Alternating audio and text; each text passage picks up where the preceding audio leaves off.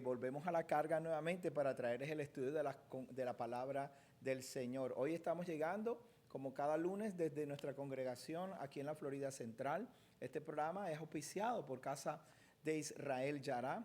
Casa de Israel Yará es una congregación de raíces hebreas. Estudiamos las raíces hebreas de nuestra fe, estudiamos la palabra del Señor. Estamos dedicados a buscar las verdades en las Escrituras para poder conocer a nuestro Padre Celestial. La idea de nosotros estudiar y estar buscando este conocimiento es poder conocer a nuestro Padre Celestial, pero no conocerlo por conocerlo, no es por conocimiento solamente, sino que queremos conocer al Padre para entonces el fin de todo discurso, como dijo Salomón en el libro de Eclesiastés, el fin de todo discurso es teme a Yahweh, teme a Dios y guarda sus mandamientos. Esa es la idea de todo esto, amados hermanos. No nos quedamos solamente en el conocimiento, sino que vamos a la aplicación de todo este conocimiento. Este programa de cada lunes y el programa de radio los jueves en la mañana, pues lo dedicamos siempre a ir un poco más profundo dentro de las Escrituras, a conocer el trasfondo de no solamente las Escrituras, sino sus protagonistas, la tierra, el lugar donde se protagonizó, donde ocurrieron todos estos hechos. Y si nosotros aprendemos a conocer todo este trasfondo, seguramente vamos a entender un poquito mejor las cartas del apóstol y el rabino, el rabí Shaul, de los discípulos Pedro, Jacobo y de todos los protagonistas de la iglesia del primer siglo. ¿Okay? Hoy vamos a comenzar y probablemente no nos va a tomar mucho tiempo porque es un libro corto y ya hemos hablado bastante de la historia de la iglesia del primer siglo. Y hoy vamos a hablar acerca del libro de Colosenses. Es bien interesante este libro porque es casi un espejo de lo que hoy en día vivimos modernamente aquí en la iglesia moderna, en el tiempo moderno, en los últimos días que estamos viviendo. El libro de Colosenses es un libro que está muy rico de metáforas que comparan la vida de un creyente versus la vida de un no creyente. Ahora, si nosotros vamos a buscar la vida de la cultura, la sociedad de Colosa o de las ciudades circundantes, vamos a entender un poquito más por qué Pablo está usando este lenguaje.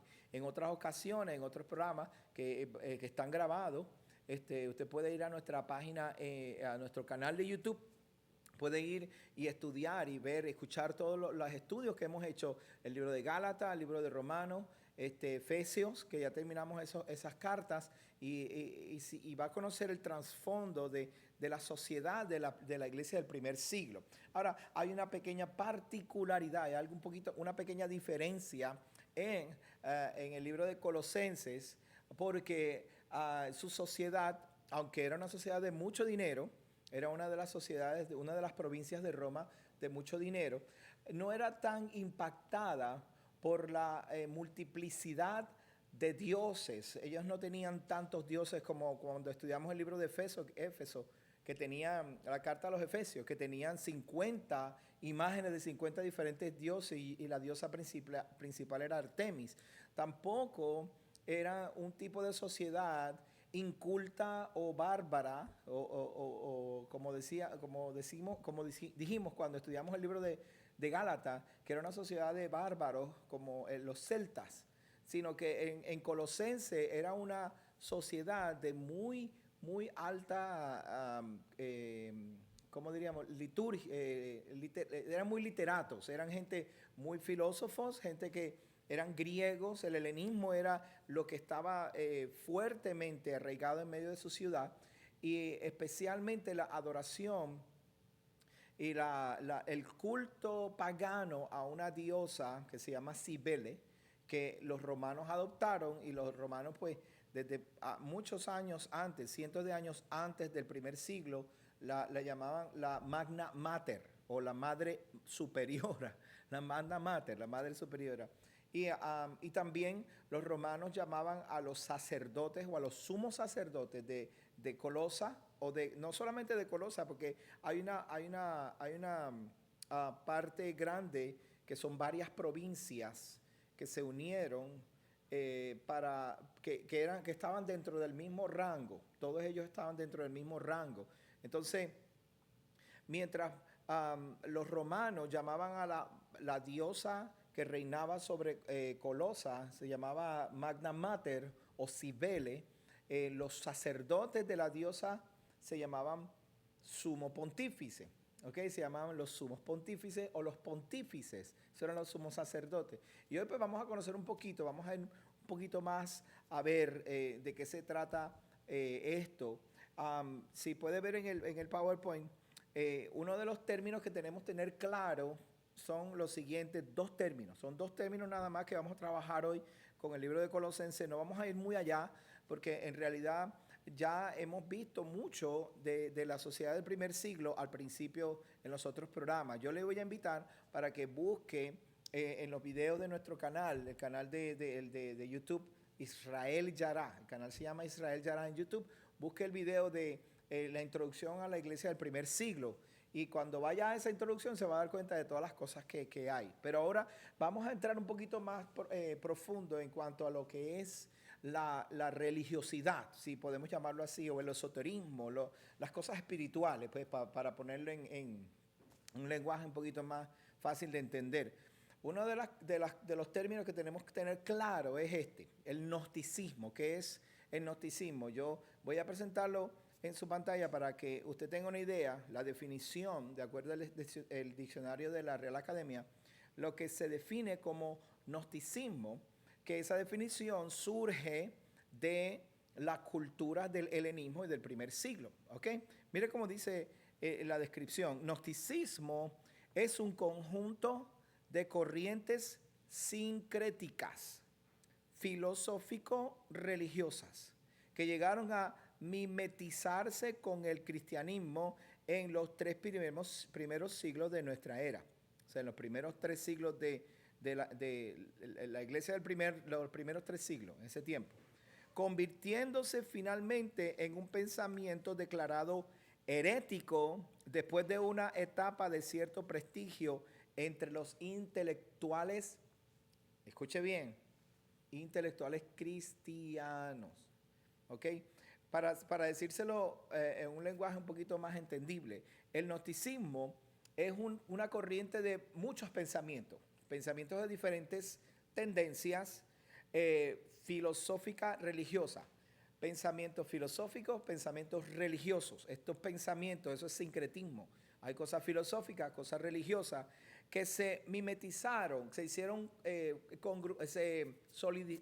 sólidos con el cristianismo. O sea, se unieron, hicieron una unión de los pensamientos filosóficos y los pensamientos religiosos junto con el cristianismo. El cristianismo fue el que los logró adoptar como el gnosticismo, ¿ok? Y finalmente, más adelante, según la Iglesia Católica fue desarrollándose, se convirtió en un pensamiento herético, ya que el problema que tenía era la mezcla de la filosofía humana y las religiones tradicionales, las religiones comunes. Uno de los problemas que tuvieron la iglesia en el primer siglo, especialmente en esta área del Asia Menor central, es que los filósofos griegos, ¿verdad? Los filósofos griegos, que tenían muchos pensadores como Platón, Sócrates, ellos tomaban los pensamientos humanos y los trataban de conjugar con los pensamientos religiosos del primer siglo. Y cuando menciono pensamientos religiosos, estoy mencionando las diferentes religiones. El helenismo es una religión, básicamente, es un movimiento, es una cultura, pero está basada en una religión, la religión de los dioses, del Olimpo. Roma con su adoración al sol, ¿ok? Las religiones paganas como las religiones, que básicamente las religiones en el tiempo del primer siglo eran culturas imperialistas a través de la religión, y un pensador dijo muy bien claro, la religión es el opio de los pobres, ¿verdad? El opio de los pueblos, porque con religión tú controlas los pueblos. Este pensamiento llega porque desde que tenemos conocimiento, por causa de el mirar hacia un ser supremo, los líderes podían controlar a su pueblo, a su población. Era fácil controlar la población cuando tú oías un trueno y decías, ese es el Dios que me está hablando, y la gente por ignorancia, pues, uy, sí, mira, qué maravilloso. Entonces se convertía en una religión. Igual que como en la Biblia nos describe que el pueblo, después del diluvio, el pueblo comenzó a adorar el sol. El sol se convirtió en la religión mundial. Él el dios sol, y esto comenzó con Nimrod. Nimrod se convirtió en el símbolo más importante de la religión mundial, que era la creencia en Dios. Esto surge como sustitución a lo que Adán, Set y todos sus hijos, todos los patriarcas empezaron a enseñar. No, Adán estuvo con Yahweh y caminó con él. Estuvo con él y habló con él. Entonces, pero Adán falló, y al Adán fallar viene la maldición, el pecado entra a la tierra. Los hombres sustituyen a este Dios por otras cosas. Una de las primeras cosas que lo sustituyeron fue por la avaricia, el deseo de matar y comer. Y entonces los hombres en el primer siglo, al principio de la creación, se hicieron malos y se adoraban unos a otros. Y era la preeminencia del más fuerte. Entonces el padre ve que si siguen como se van a destruir a sí mismos. Pues entonces él viene y dice, vamos a parar esto y vamos a buscar un hombre justo. Encontró un solo justo, fue Noé. Y al encontrar a este justo, él lo salva, lo pone en un arca y destruye a la humanidad. Limpia la tierra, y cuando sale Noé con sus hijos, y uno de sus hijos era un pervertido. Y entonces ese hijo pervertido trae de nuevo la maldición. Pero ya el Padre, Dios, que le había hablado a Noé, había creado un plan para salvar al hombre y había prometido que no los iba a matar de nuevo. De ahí en adelante los hombres comienzan a hacer su propia religión en sustitución al Dios déspota y malo que mató a nuestros padres con el diluvio. ¿Okay? Esa era la mentalidad. Este Dios déspota y malo, vamos a subir hasta el cielo y vamos a lanzarle flechas, vamos a pelear con él y preguntarle, ¿por qué nos mató a nuestra familia con el diluvio? Esa era la idea de la torre de Babel, de Babilonia. Babilonia lo único que hace es sustituir a un Dios supremo y alto y justo. Esa es la base de las religiones, la sustitución del Dios soberano. No, yo no necesito ese Dios soberano creador que tiene unas leyes ahí que no me interesa. Si yo quiero comer lechón, como lechón. Si yo no quiero guardar el sábado, no me importa, hago lo que me dé la gana. Porque yo soy libre en el Mesías, soy libre en Cristo y ahora yo hago lo que yo quiera. No me importa lo que diga ese Dios. Eso es religión, sustitución. El Mesías no vino a sustituir a Yahweh. Cuando el Mesías vino, Él vino para presentar la imagen misma de Yahweh, de Dios, el creador del cielo y de la tierra, su mensaje, su camino y su deseo para con los hombres. Eso fue lo que vino a hacer el Mesías. No vino a sustituir a Dios, pero los hombres quieren sustituir a Dios creando sus propios dioses. Y en el libro de Colosenses, ay hermano, lo vamos a ver sumamente claro, y cómo Pablo utiliza este lenguaje para describirlo. El gnosticismo, entonces, lo que hace es crear las tendencias filosóficas con la religión. Lo que estuve hablando hasta ahora era de religión. Ahora vamos a la filosofía. Filosofía es amor al conocimiento. Filosofía, filo es amor, conocimiento es sofía. Cuando usted ama el conocimiento más que a Dios, entonces usted es un humanista, usted empieza a vivir para sí mismo. Entonces el gnosticismo está basado específicamente en el conocimiento. Si usted conoce, entonces puedo decir, este es Dios. ¿Okay? Si yo conozco, es gnosticismo. Yo puedo conocer, ahora uso mi filosofía para interpretar mi conocimiento y lo convierto en una religión. Esto es gnosticismo. Eso es el helenismo 100%. Como dicen en Venezuela, helenismo full chola. La religión griega a todo lo que da. Entonces, ahora, ¿cómo nosotros sabemos que estas tendencias estaban ocurriendo en ese tiempo? En el libro de Colosenses, Pablo, déjame buscar aquí en la Biblia, antes que lo pongan, déjame buscarlo. Pablo tuvo en una ocasión, tuvo un problema con los colosenses. Eso, el libro de Colosenses, el hermano Rico, nuestro hermano maestro por excelencia, Rico, va a comenzar a traer una serie de enseñanzas acerca del libro de Colosenses, una introducción de los Corintios, pero y va a ser sumamente interesante porque el concepto de los Corintios y de la iglesia del primer siglo que usted tiene va a cambiar totalmente cuando usted empiece a conocer la cultura. Así que esté pendiente para todos los estudios de nuestro hermano Rico acerca del libro de Corintios. Mire cómo dice Pablo: así que, hermanos, cuando yo fui a vosotros para anunciaros el misterio de Elohim, de Dios, no fui con excelencia de palabras o de sabiduría. Mira cómo dice Pablo: cuando yo vine a donde ustedes, yo no vine con excelencia de palabras, porque me propuse no saber nada entre vosotros, sino a Yeshua y a Yeshua en el madero. Pablo empezó a romper, a crear la división en Grecia. Corintio es parte de Grecia, a romper el sincretismo de la filosofía con la religión. Entonces Pablo dice: yo no vengo aquí a tratar de filosofar acerca del conocimiento de Dios. Yo vengo aquí para hablarles de la obra redentora de Yahweh por medio de Yeshua HaMashiach. Y estuve entre vosotros, verso 3, con debilidad y temor y con mucho temblor. Y dice: ni mi mensaje ni mi predicación fueron con palabras persuasivas de sabiduría, sino con demostración del Espíritu y de poder, para que vuestra fe no esté fundamentada en gnosticismo, en sabiduría de hombres, sino en el poder de Elohim.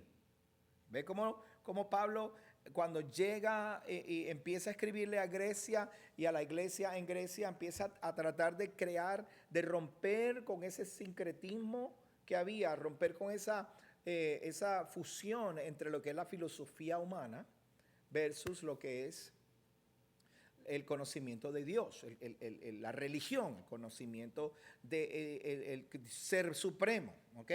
Ahora, vamos entonces, le voy a invitar, ya que tenemos este conocimiento de lo que es gnosticismo.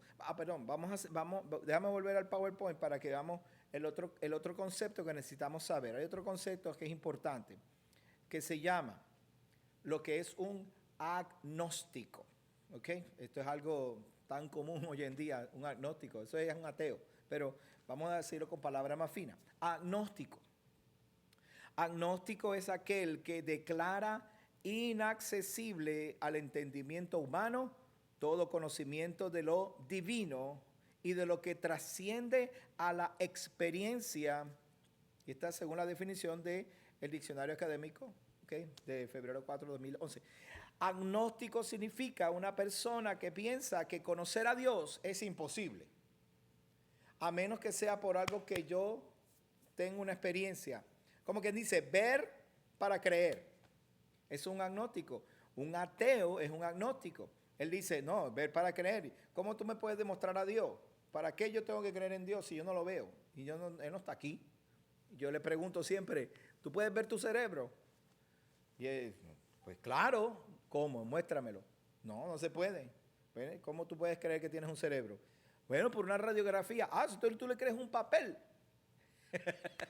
Entonces, por ahí nos vamos. Y por ahí la discusión se pone bien larga. Pero un agnóstico básicamente es un ateo, alguien que no cree a menos que tenga una experiencia, y que nosotros como seres humanos no tenemos acceso a esa experiencia o a ese conocimiento de lo divino. Por lo tanto, no creo en eso, no creo en el ser divino. Lo más interesante es que los ateos luchan contra un Dios que no existe. Vaya usted a saber. Ok, ahora sí vamos a Colosenses. Ok, vamos al libro a la carta a los Colosenses. No, pero antes de ir a Colosenses, vaya a Apocalipsis capítulo 3. Ok, perdóneme porque estas son partes que son interesantes para saber. Que necesitamos tenerlos cerca y tenerlo de frente para entonces cuando leamos la carta entendamos qué es lo que Pablo está tratando de decir. Mire lo que dice en el libro de Apocalipsis, capítulo 3. Vamos a leer bastante, ¿ok? Así que sea paciente conmigo. Estamos estudiando. Escribe al ángel de la iglesia en Sardis, el que tiene los 7 espíritus de Elohim y las 7 estrellas. Dice estas cosas: yo conozco tus obras y sé que tienes nombre de que vives, pero estás muerto. Sé vigilante y refuerza las cosas que quedan y están a punto de morir, porque no he hallado que tus obras hayan sido acabadas delante de Elohim. Acuérdate pues de lo que has recibido, oído, guárdalo y arrepiéntete. Si no eres vigilante, vendré como ladrón, nunca sabrás a qué hora vendré a ti. Sin embargo, tienes unas pocas personas en Sardis que no han manchado sus vestidos y que andan conmigo en vestiduras blancas porque son dignas. De esta manera, el que venza será vestido con vestidura blanca. Es que, repito, el que venza será vestido con vestidura blanca y nunca borraré su nombre del libro de la vida y confesaré su nombre delante de mi Padre y delante de sus ángeles. El que tiene oído, oiga lo que el Espíritu dice a las iglesias. Esta es la próxima iglesia, la iglesia de Filadelfia, el santo, verdadero, el que tiene la llave de David, el que abre y nadie cierra, y cierra y nadie abre, dice estas cosas.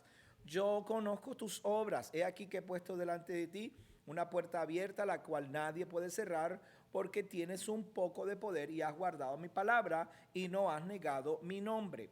He aquí, yo te daré algunos de la sinagoga de Satanás. La sinagoga de Satanás, por cierto, tengo que hacer una pausa aquí para que no se confunda. Sinagoga lo que significa asamblea, ¿ok? Lo que pasa es que, y se lo voy a hacer claro, el traductor es antijudío. El traductor es antijudío. El que tradujo las Biblias, la Iglesia Católica Romana, es antisemita, anti-Israel, antijudío. Ellos no desean que los judíos sobrevivan. De ahí viene el Martín Lutero. Escribió un libro totalmente en contra de los judíos y sus mentiras. O sea, entonces cuando usted ve estas traducciones que cuando dice asamblea y tiene que ver con Satanás, pues entonces lo traducen como sinagoga. Pero si dice la iglesia, dice la asamblea de Cristo, por decir algo, la asamblea del Mesías, entonces le ponen la iglesia del Mesías. ¿Qué quiero decir? Si se trata de que la Biblia o los discípulos están hablando de la iglesia del Mesías, entonces ellos dicen, en griego dice eclesia, entonces ellos ponen iglesia del Mesías. Pero si se trata de que dice la iglesia de los judíos o la iglesia de Satanás, pues entonces ya no le ponen iglesia, ahora le ponen la sinagoga para conectarlo, como si sinagoga tiene alguna relación con Satanás. Y no tiene ninguna relación. Sinagoga significa una asamblea, una iglesia, una sinagoga.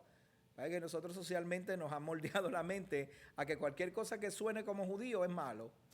Cuando mi rey es judío, Yeshua es judío, tu Mesías, el que tú creíste, confesaste y doblar tu rodilla, el Mesías es judío y viene como judío. Pero ese no es el punto. Vamos, seguimos.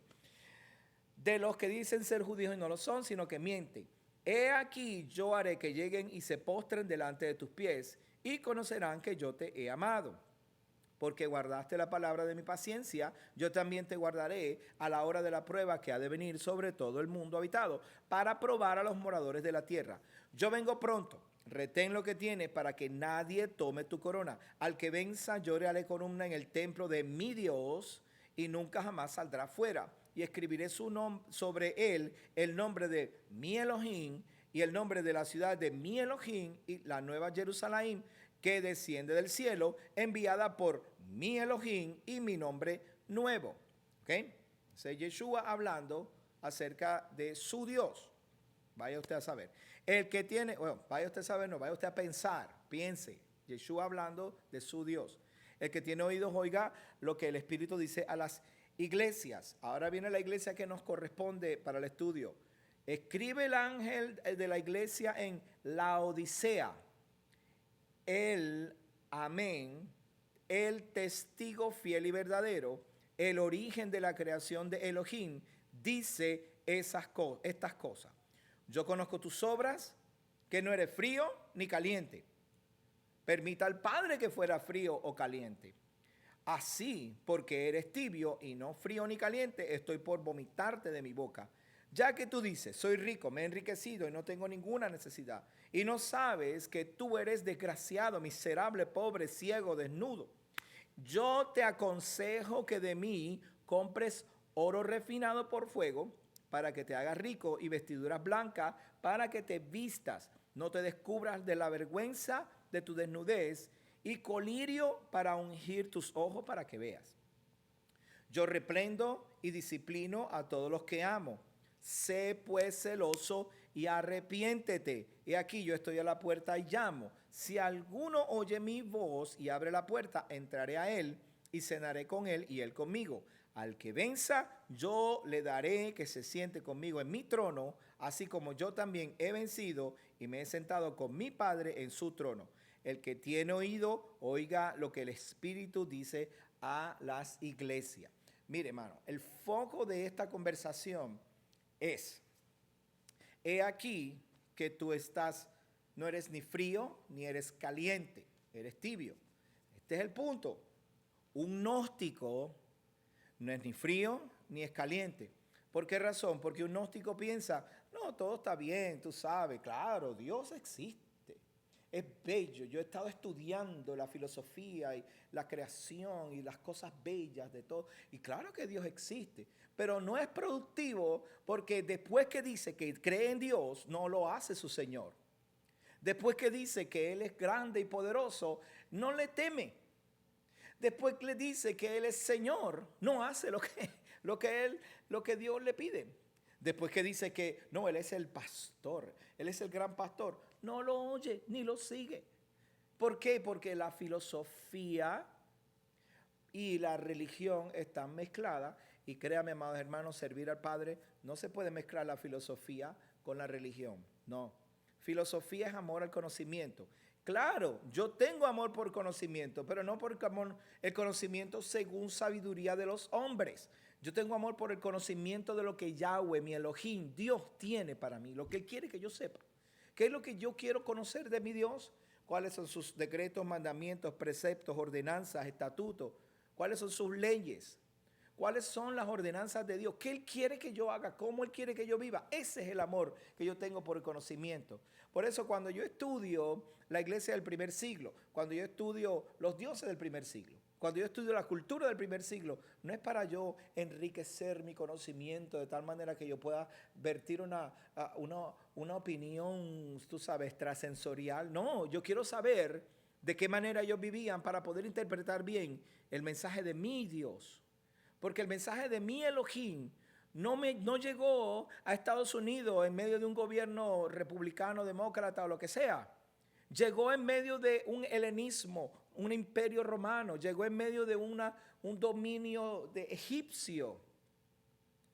No llegó directamente a nosotros con nuestra cultura. Había una cultura y el que estaba allí viviendo y recibiendo el mensaje estaba siendo influenciado por todo lo que le rodeaba. Entonces yo tengo que entender qué era lo que les rodeaba a ellos para entonces saber cómo, cuando ellos comunicaron el mensaje, pues saber qué era lo que ellos estaban tratando de decir o qué era lo que Yahweh estaba tratando de decirnos de tal manera que ahora yo conozca lo que Yahweh dice y así hago lo que Él dice. Eso es lo que yo hago. Así yo no mezclo la filosofía de los hombres. Qué lindo es decir, no, tú tienes que ir a un psicólogo para que el psicólogo te oriente y te diga qué es lo que está pasando con tu cabeza. Pero entonces no vas a la escritura para saber qué es lo que Dios quiere que metas en tu cabeza. Entonces metes cualquier cantidad de cosas, necesitas la sabiduría humana para entonces poder tratar de ser libre, para después venir a poder servirle a Dios, cuando lo primero que tienes que hacer es venir a servirle a Dios, humillarte. Aquí Él dice, humíllate. Le dice a la iglesia de Laodicea, la iglesia de los colosenses estaban muy mezclados con la iglesia de Laodicea, y toda la iglesia que estaba en el centro del Asia Menor, centro-sur del Asia Menor, estaban bien conectados. Ahora sí, vamos a ir entonces a el libro, a la carta a los colosenses, ¿ok?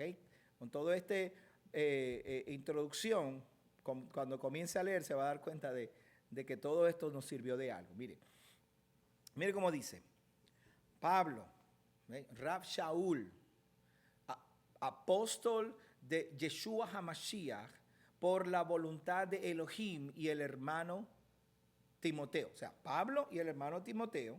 Pablo apóstol de Yeshua HaMashiach, enviado por Dios, y el hermano Timoteo. Nosotros dos. Timoteo no tiene las mismas credenciales que tiene Pablo, por eso dice esto y después dice Timoteo. A los hermanos santos y fieles en el Mesías que están en Colosa, gracia a vosotros y paz de parte de Elohim, nuestro Padre. Elohim, nuestro Padre, es Yahweh, ¿ok? No es Yeshua, es Yahweh.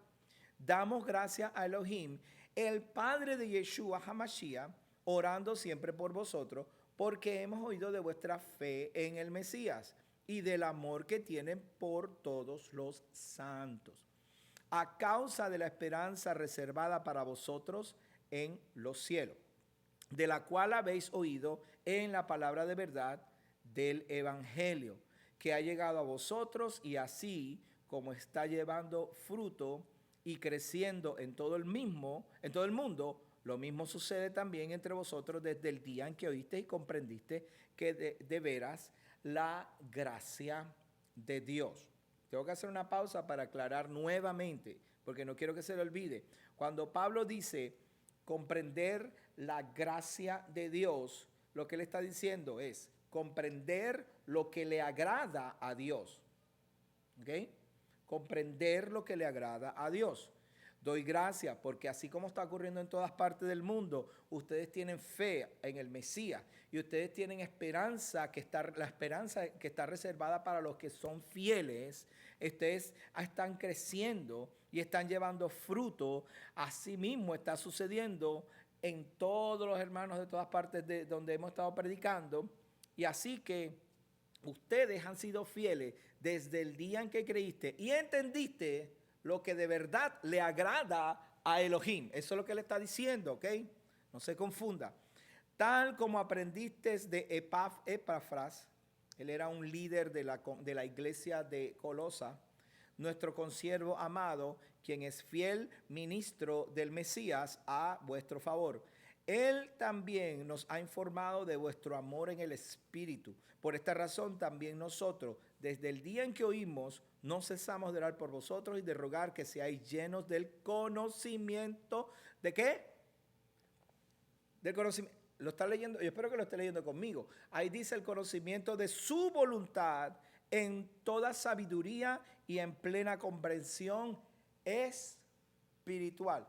No la filosofía de los hombres, el conocimiento de la voluntad de Dios y el entendimiento espiritual de la sabiduría de Dios, ¿ok? Ve cómo Pablo hace énfasis y le dice, traten de hacer una división ahí, no se dejen llevar por la filosofía humana, para que andéis como es digno del Señor, a fin de agradarle en todo, de manera que produzcáis frutos en toda buena obra y que crezcáis en el conocimiento de Elohim. ¿Está entendiendo ahora, verdad? Se ve más claro. ¿Ok?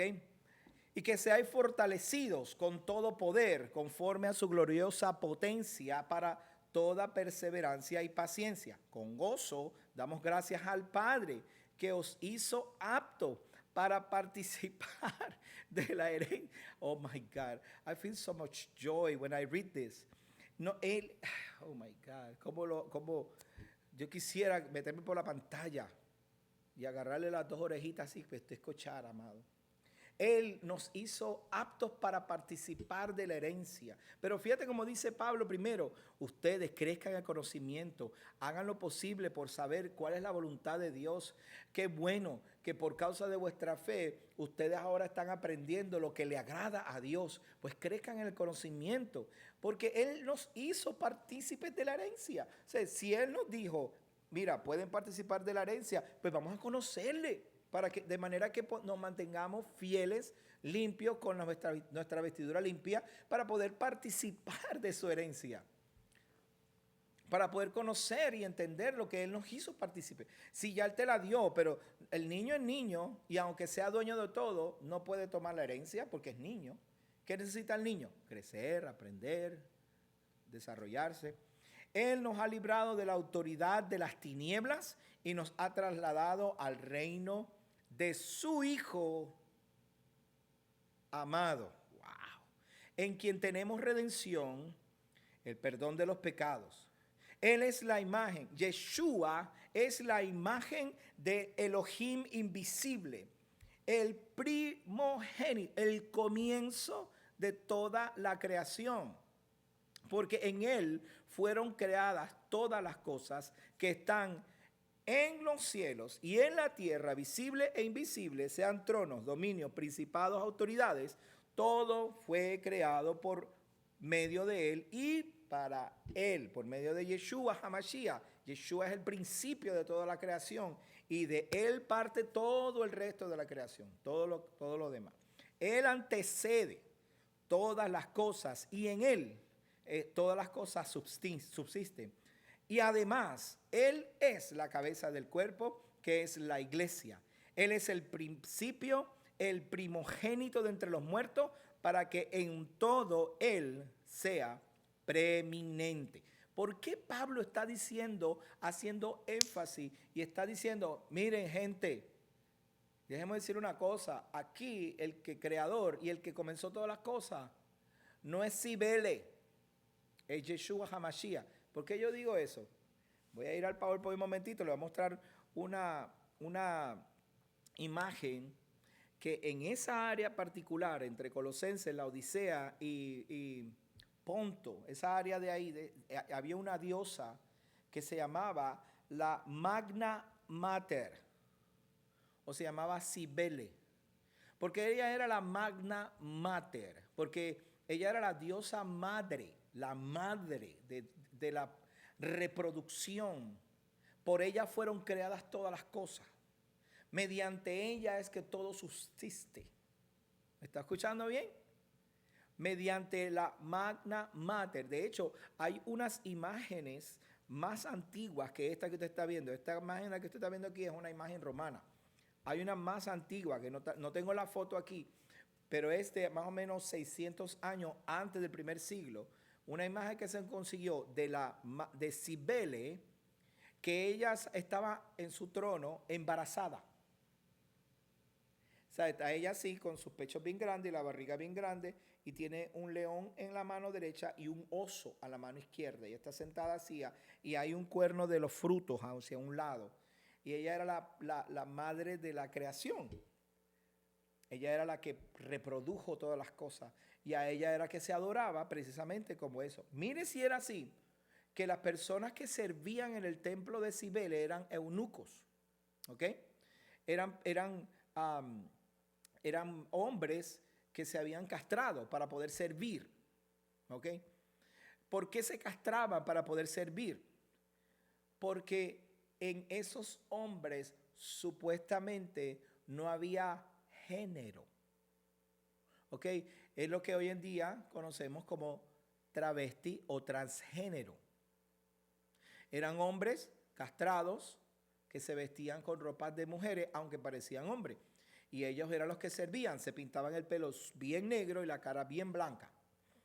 Y se vestían de mujer y eran castrados, y ellos eran los que servían en el templo de Cibele. Ellos hacían los rituales, las fiestas y hacían todo. ¿Ok? Estos hombres se llamaban los Gali. Los Gali eran estos hombres. Aunque estaban en Roma y estaban bajo el imperio romano, no tenían ciudadanía romana. Y le voy a decir por qué no le daban ciudadanía romana. Porque una vez que un hombre se castra no se puede reproducir. Si un hombre no se puede reproducir, no puede ser romano. Qué cosa, ¿no? Sin embargo, hoy en día nosotros tenemos la misma situación, con la diferencia de que no, yo tengo derecho, yo soy así, pero no importa porque Dios me creó así, etcétera, etcétera, y se le dan todos los derechos civiles cuando ellos son 0.03% de la población de Estados Unidos, son el movimiento LGTB, whatever, todas las letras A, B, C, D, F, G. 0.03%, y ese 0.03% está cambiando nuestra sociedad por completo. Está cambiando nuestra sociedad y nosotros los estamos dejando correr. En el tiempo de Roma, estos hombres hacían lo mismo. Lo único que ellos eran los eunucos santos, los gali. Eran unos gali. Tú no podías hacerte gali, o sea, tú no podías ir y a la diosa Cibele y cortarte el miembro para decir que, porque había una penalidad si tú hacías eso. Tú tenías que ser escogido. Si tú eras escogido, tenías una ventaja, y era que a ti se te suplían todas tus necesidades siempre y cuando servías a Gali. Y había mucha gente pobre hombres pobres que no tenían más nada, no tenían esposa, no tenían hijos, no tenían nada, no tenían cómo sostenerse, iban y se dedicaban a la diosa y se cortaban el miembro, pero como no era autorizado, ellos perdían, más bien le daban penalidades, los metían presos y olvídate, eso era horrible. Esta religión contaba con pontífices. ¿Sabes lo que es un pontífice, verdad? Un padre. Los padres eran gente de alta sociedad, de mucho dinero, y eran los únicos que podían representar a la religión como pontífices. ¿Por qué razón? Porque eran ciudadanos romanos y tenían dinero, eran terratenientes y ellos tenían muchos galis a su servicio, eunucos que les servían. ¿Ok? No tengo que contarle las aberraciones que hacían porque no es necesario. Era totalmente aberrante lo que hacían. Ahora, había el sumo pontífice, era Roma, era el emperador romano. Bien.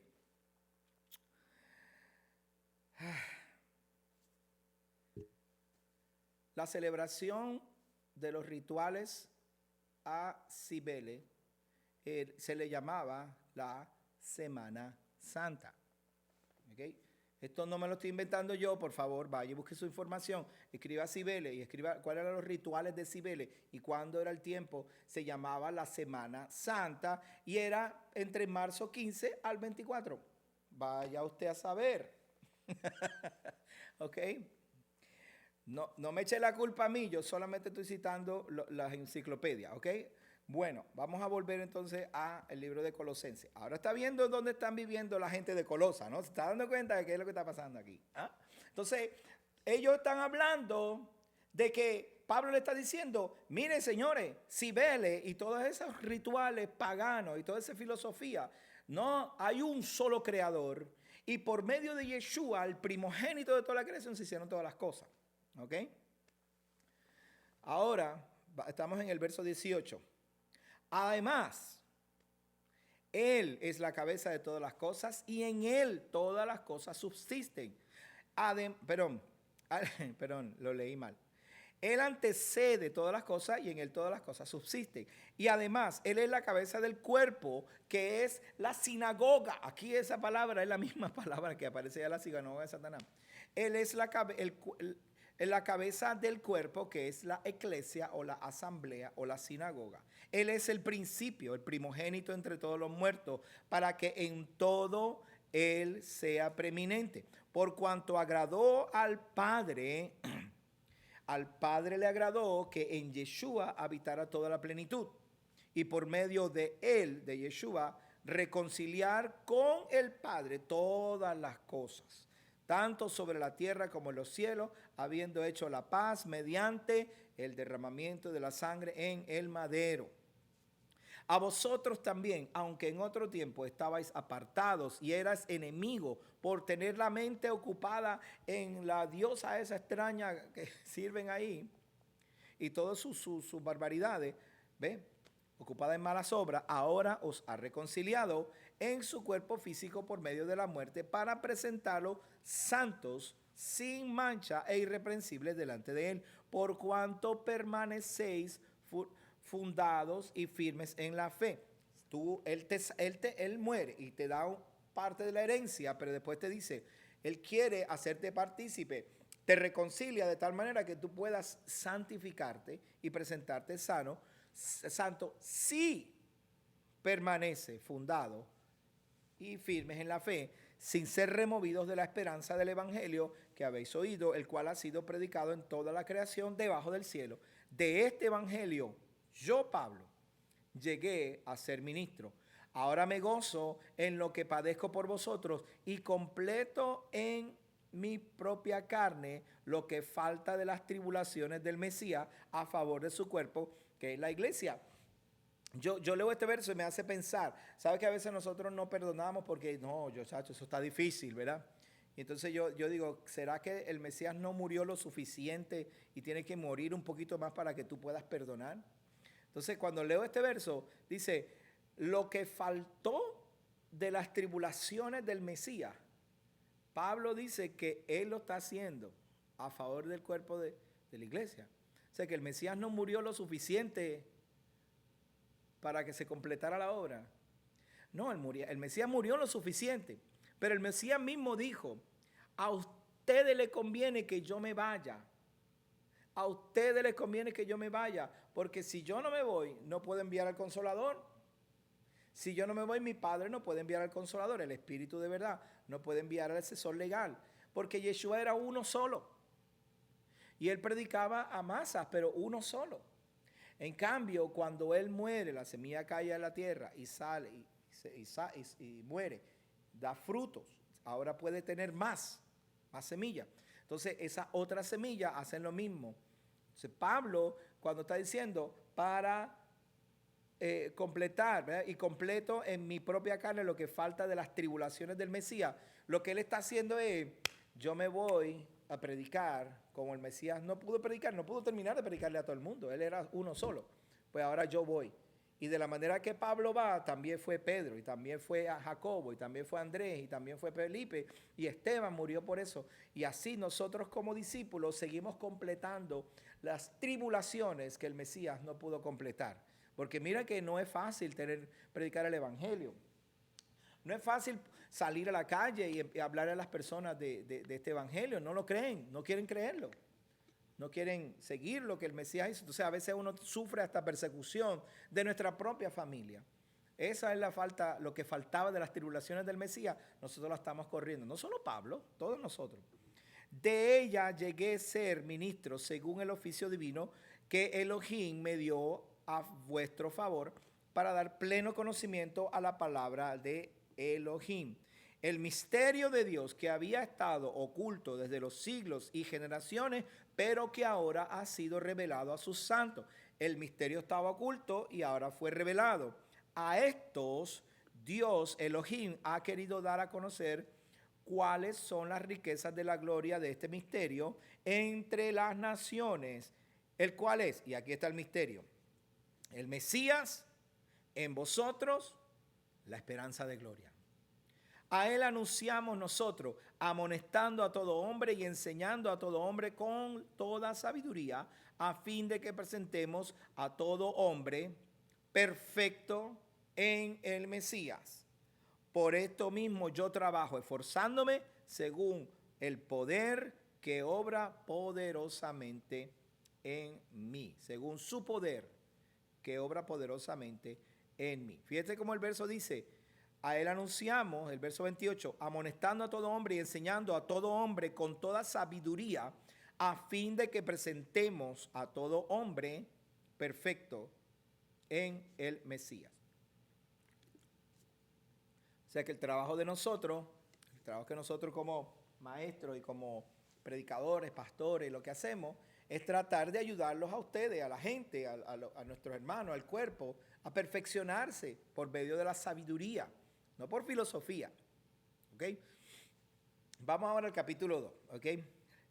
Miren, y con esto terminamos. Quiero pues que sepáis cuán grande conflicto tengo aquí por vosotros, por los de la Odisea, que son tibios, no son fríos ni calientes, y por todos los que nunca me han visto personalmente, ustedes los colosenses, los de la Odisea, para que unidos en amor sus corazones sean reanimados hasta lograr toda la riqueza de la plena certidumbre de entendimiento para conocer el misterio de Elohim, es decir, conocer al mismo Mesías. La lucha y el conflicto que él tiene es que no sé cómo hacer para que ustedes puedan crecer, los que me han visto y los que no me han visto, para que ustedes puedan salir de ese letargo y cobren ánimo, de manera que se esfuercen para lograr conocer al mismo Mesías. En él, en el Mesías, están escondidos todos los tesoros de la sabiduría y del conocimiento. Digo esto para que nadie os engañe con falsos argumentos persuasivos. Mire qué sencillo, yo no sé si ahora se hace más claro con quién estaba Pablo hablando y cuál era el problema. Filosofía grecorromana, mentalidades del gnosticismo o mentalidades de los agnósticos, ateos, versus la mentalidad religiosa. Vamos a conocer la religión versus la filosofía. ¿Sabe qué pasaba en Colosenses? Que Babilonia había enviado judíos para establecer una colonia judía en Colosense. Desde Babilonia los enviaron para allá. ¿Y qué había pasado? Que los judíos que habían llegado hasta ahí venían con filosofías de Babilonia. Y tenían el mismo conflicto. Ahora que Pablo viene y les presenta el verdadero conocimiento del Mesías, ahora empieza más conflicto todavía, porque tienen que romper con la sabiduría humana, con la sabiduría de Grecia, de Roma y de Babilonia, para poder adaptar el conocimiento del Mesías, en el cual estaba reflejada la plenitud de la voluntad de Dios. ¿Ok? Dice, pues aunque estoy ausente, verso 5, en el cuerpo, no obstante, en espíritu estoy con vosotros, gozándome y mirando vuestro buen orden, importante palabra, y la firmeza de vuestra fe en el Mesías. Mirando el orden y la firmeza, orden y firmeza, ¿ok? ¿Está claro eso? Dígame si está claro. Ellos caminaban en un orden y a Pablo le agradaba el orden con que ellos caminaban y eran firmes. El problema es que estaban mezclando con otra filosofía. Dice, por tanto, de la manera que habéis recibido al Mesías Yeshua, el Señor, así andad en él, firmes, arraigados y sobreedificados en el Mesías y confirmados por la fe, así como habéis sido enseñados, abundando en acciones de gracias. Mirad que nadie os lleve cautivo por medio de filosofías y vana sutileza. Filosofías y vana sutileza, conforme a la tradición de los hombres. Conforme a la tradición de los hombres. Una de las tradiciones, se lo tengo que decir claro, ok, vaya, estudie y lo vas a ver. Una de las tradiciones que guardaba la adoración a Cibele, la diosa madre, la madre Magna Mater, era que cortaban árboles de ciprés o árboles evergreen, porque no se ponían, no se secaban. Y con esos árboles evergreen, ellos hacían adoración a Cibele. Mira las cosas que uno se entera. ¿De dónde salen las tradiciones de hombre, no? Ok. Dice, estoy en el verso 8. Mirad que nadie os lleve cautivo por medio de filosofías, sutilezas, conforme a tradiciones de hombre, conforme a los principios elementales del mundo y no conforme al Mesías. Porque en él habita corporalmente toda la plenitud de la deidad. Aquí Pablo comienza de nuevo a sacar las credenciales del Mesías y empieza a mostrarnos y a decirnos, miren, ¿ustedes creen que son esas cosas que ustedes le enseñan ahí, esa filosofía hueca de esos árboles y esas cosas? Y esa cuestión de que, que sí, que todo ahora tenemos que ser relevantes. Para que la sociedad nos siga, tenemos que ser relevantes. Y movernos conforme a la sociedad actual. Señor, reprenda al diablo, Dios no cambia, Dios es el mismo. Claro, tengo que vivir aquí y la sociedad me está facilitando el yo guardar los mandamientos, porque ahora tengo más recursos para yo trabajar con ellos, pero eso eso no remueve el mandamiento, eso no remueve si lo quiere llamar así, entre comillas, religión basada en la Escritura. Eso no remueve nuestra creencia en un Dios supremo, eterno, alto, que habló con nosotros y que por medio del Mesías reconcilió todas las cosas en él, de tal manera que nosotros nos santifiquemos y lleguemos a él. No solo nos remueve el mundo. Yo no tengo que ser relevante conforme al mundo, tengo que ser relevante conforme a lo que el Padre me dijo en su palabra, ¿ok?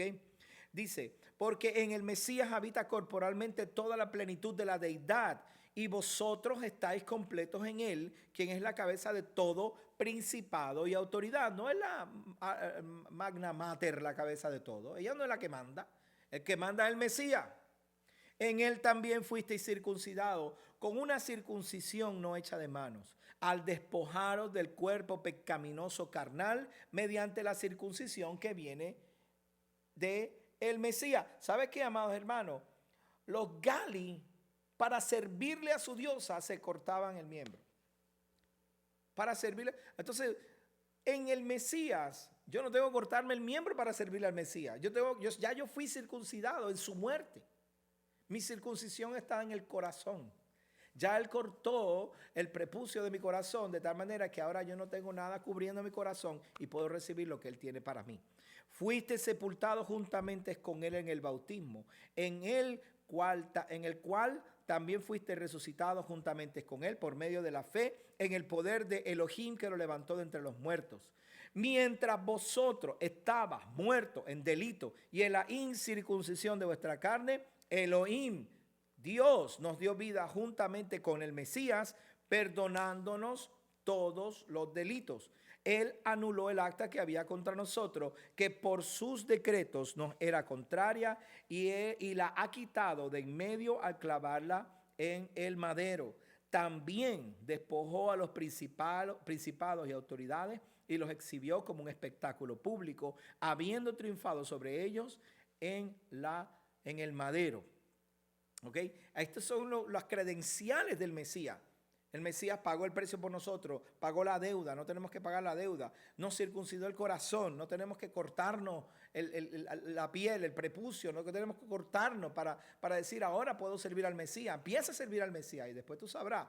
No tenemos que hacer nada porque Él ya pagó el precio por nosotros. En Él está toda la deidad. Entonces ahora nosotros estamos caminando en orden, en su orden. Ahora gente viene con filosofía a decir, ay, pero tú no tienes que hacer esas cosas que hacían en el Viejo Testamento. Eso era para los judíos. No me venga con ese cuento. Yo tengo que hacer las cosas que hacía el Mesías. Me está acabando el tiempo, la semana que viene voy a terminar.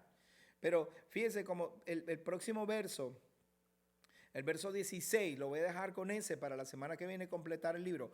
Por tanto, nadie os juzgue en asunto de comida, bebida o respecto a días de fiesta, lunas nuevas o shabbats. Que nadie venga a juzgarte porque tú estás caminando en orden y la gente viene con filosofías huecas, con vana sutileza, tú sabes, no, todo está bien. No todo está bien, hermano. Tenemos que arreglarnos. No deje que lo engañen. Lastimosamente se me acabó el tiempo. Me queda un solo minuto para decirle gracias por estar conmigo en esta noche, en esta primera parte del estudio de la carta a los Colosenses. ¿Okay? La semana que viene volvemos y terminamos la carta. Nos quedan nada más que 2 capítulos, medio capítulo y dos capítulos y medio. Y entonces vamos a terminar. Así que no se olvide de sintonizarnos el próximo lunes también a esta misma hora.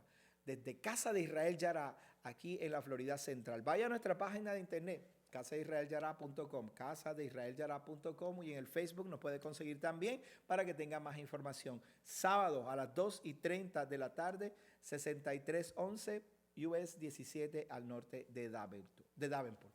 Shavua Tov, que tenga una linda semana. No se olvide el conteo del Homer. Seguimos contando hacia arriba, en ascenso hacia la santidad de nuestro Padre. Shalom, que la pasen todos muy bien esta semana y el jueves nos escuchamos a las 11 de la mañana por Teshuvah Radio. Shalom.